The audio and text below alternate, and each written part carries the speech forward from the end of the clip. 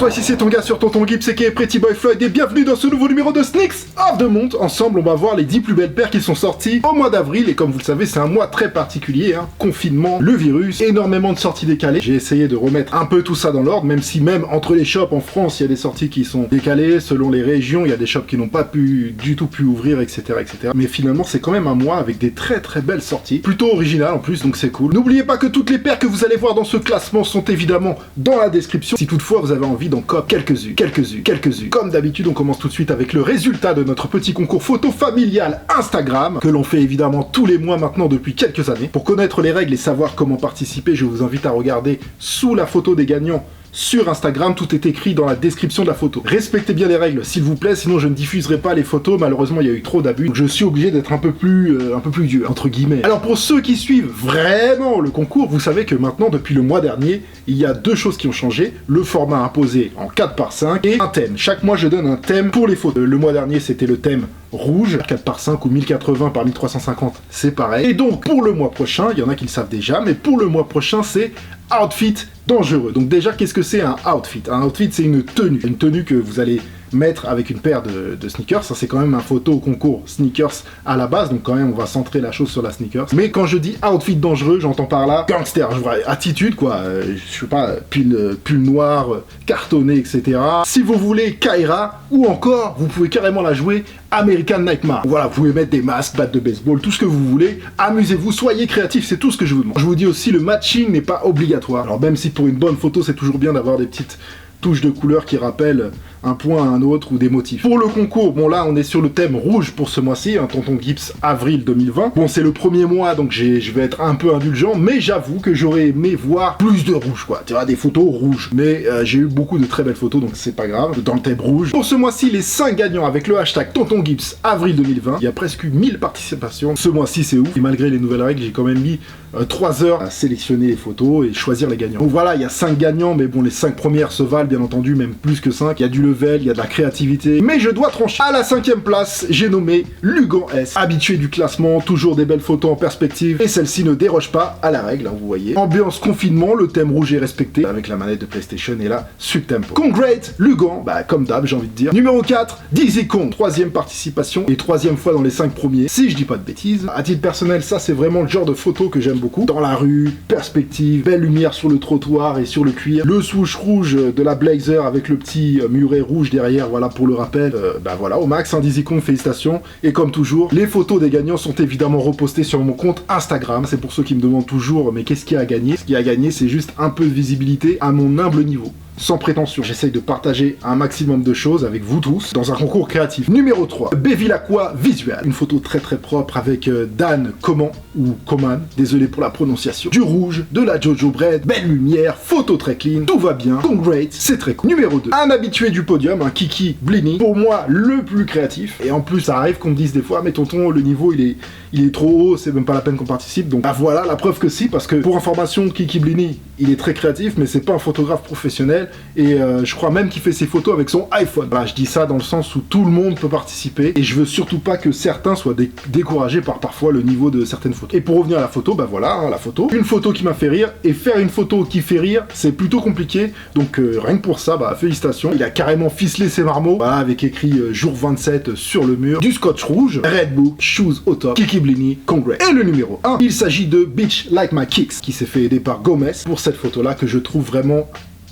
très très lourde. Là, en plus du thème qui est respecté, la photo a elle-même son thème, une jolie mise en scène, hein, pour ceux qui n'ont pas capté. Vous avez donc en premier plan une paire de Air Force One Eminem, avec le rideau sur une scène de théâtre, le rideau rouge, et au second plan, derrière la paire, vous avez la pochette vinyle The Eminem Show, avec sur la photo Eminem sur une scène de théâtre avec 2 rideaux rouges. C'est vraiment une très très bonne photo, très bon concept. Félicitations à eux. Congrats les gars. Voilà pour les 5 gagnants du mois. Tout le monde peut participer, professionnel ou amateur. Ami ou pas ami, je regarde toutes les photos de la première à la dernière, je le répète. Le but n'est pas juste de gagner le concours, mais aussi voir les photos du concours avec le hashtag. Vous tapez le hashtag et vous avez toutes les photos du concours qui apparaissent. Parlez entre vous, communiquez entre vous.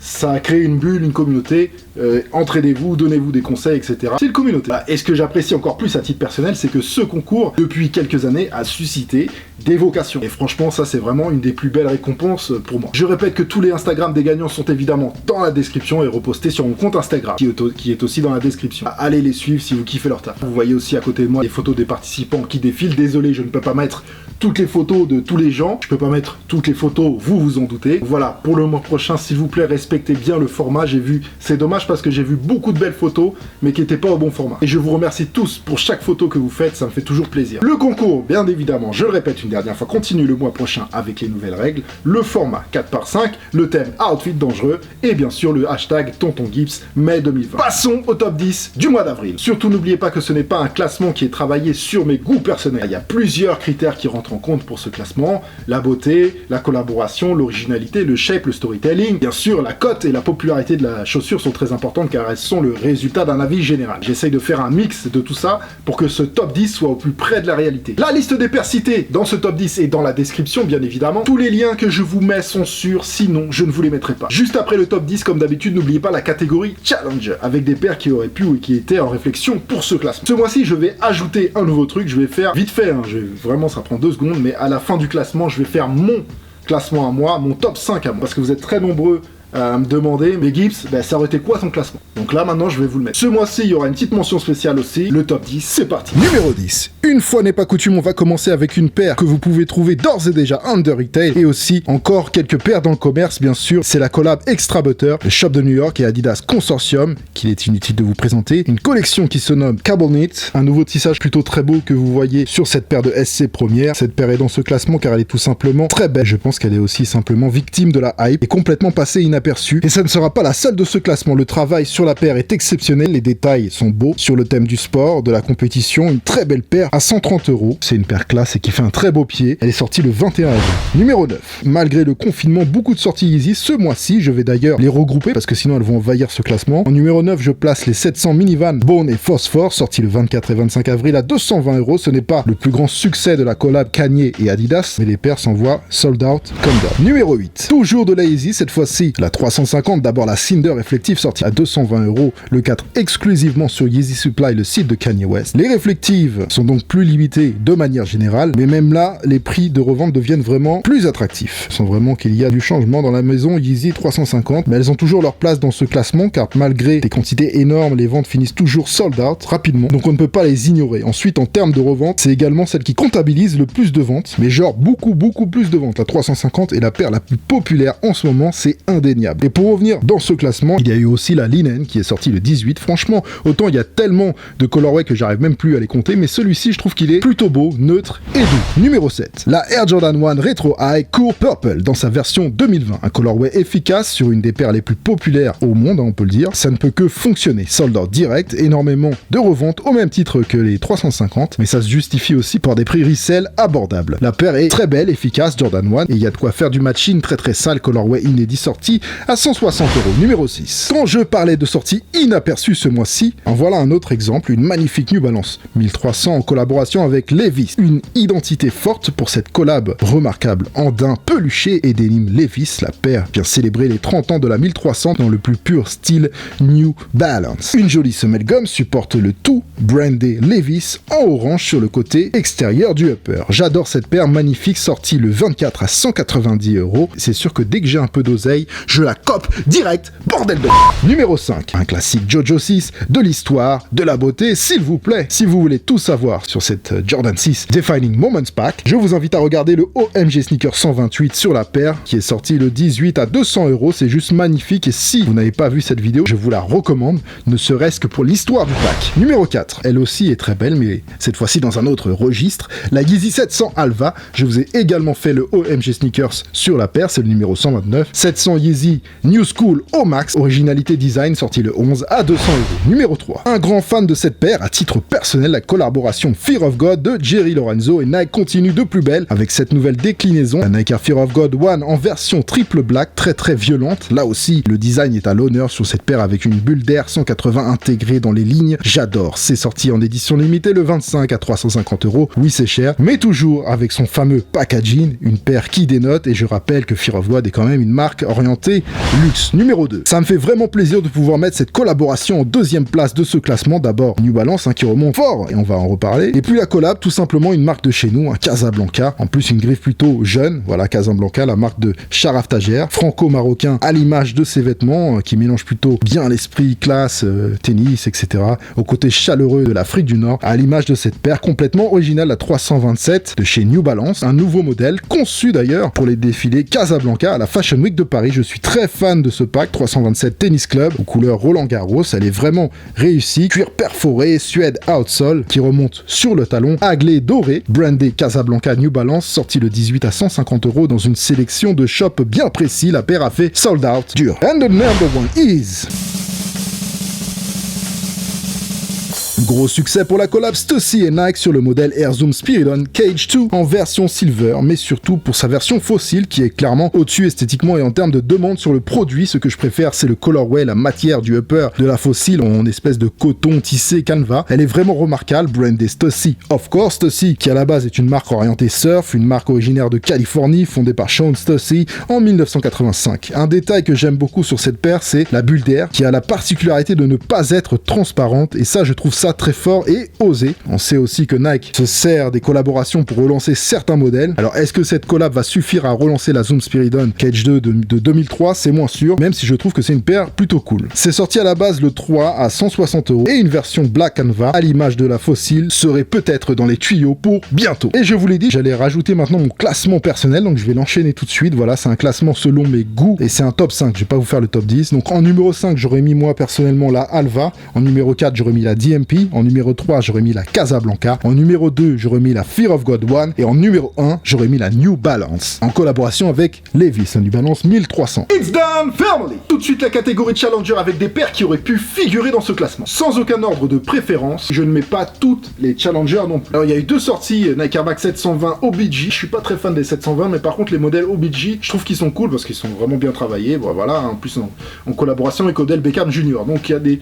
y a toujours une petite touche et un thème. Là il y avait une University Blue et une Summit White. This is Never That et New Balance 827, un pack. Pour les filles, une Nike Air Max Triax 96. Vous savez que c'est un modèle que j'affectionne tout particulièrement parce que je trouve qu'il fait vraiment un beau pied. Paire rétro des années 90, 1996. Et donc pour les filles, ils ont fait une version WMNS, donc Women's, et en version en couleur Magma Orange. Très beau aussi, Nike Air Max 95 Country Corée. Celle-là, il y a beaucoup de travail dessus, donc on peut comprendre qu'elle n'ait pas fonctionné parce qu'elle est quand même assez excentrique, mais je vous assure que le travail qu'il y a sur cette paire, Air Jordan 7 R 2.0 au maximum. Adidas Ultra Boost DNA Leather White, elle est aussi en version black. Ça c'est sorti que au Japon, la Atmos et New Balance 850, que au Japon pour l'instant. Les Nike Air Zoom Spiridon Cage 2 en version Track Red et Smoke Grey. Ça j'aime bien. Above the Cloud et ASICS Gel 1090. Ça c'est très très cool, voilà pour l'été, le printemps.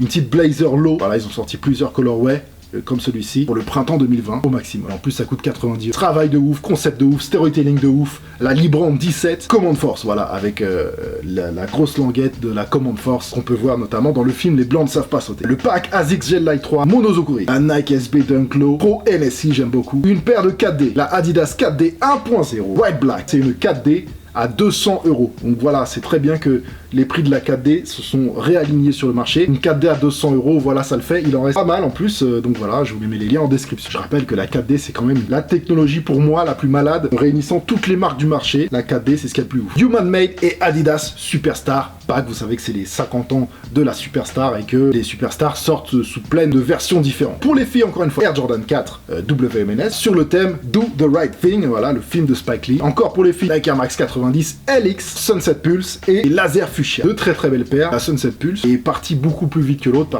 parce qu'elle est ouf. Elle était sortie il y a 2 mois déjà aux États-Unis et la paire s'est arrachée. Franchement, c'est une paire de malades avec des détails de ouf. Elle est magnifique. Donc elle est à la revente maintenant, celle-ci, et sinon il reste sa sœur qui est toujours en vente. Nike Air Force One Low Tearaway Pack. Moi je suis moyen fan perso. Encore de la Superstar, cette fois-ci en collaboration avec Marc Gonzalez. Franchement la paire elle défaut. New Balance, encore une fois New Balance, avec cette fois-ci un modèle Tokyo Design Studio RC 1300 TF1. Je rappelle que c'est l'anniversaire de la 1300. Encore pour les filles, elle est très très belle, la Nike Blazer Mid Opti Yellow. Franchement, Elle est aux petits soins. Franchement, j'adore. Pour le printemps, magnifique. Et pour finir, la Nike Air Max 90 Chinese New Year, CNY, l'année du rat. Year of the Rat. Ce mois-ci, une mention spéciale qui va à New Balance, qui remonte vraiment bien en ce moment, avec toutes les très belles collabs qu'ils ont fait ces derniers temps. Là, comme les Levi's et les Casablanca que vous avez dans ce classement, mais aussi les collabs qu'ils ont fait il y a pas longtemps avec Aimé Léon d'Or, etc.